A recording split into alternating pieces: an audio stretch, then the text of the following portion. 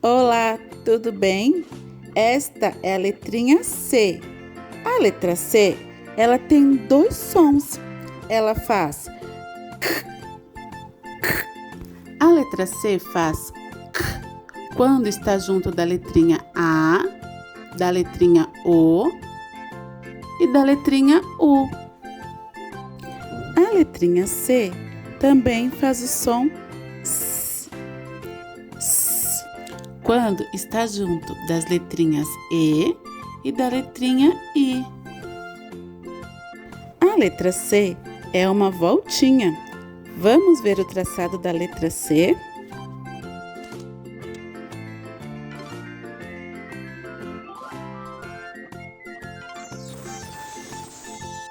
Agora vamos lá.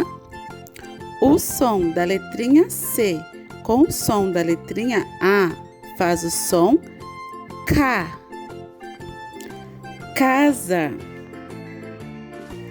carro. O som da letrinha C com o som da letrinha E faz o som C. Cenoura, cebola.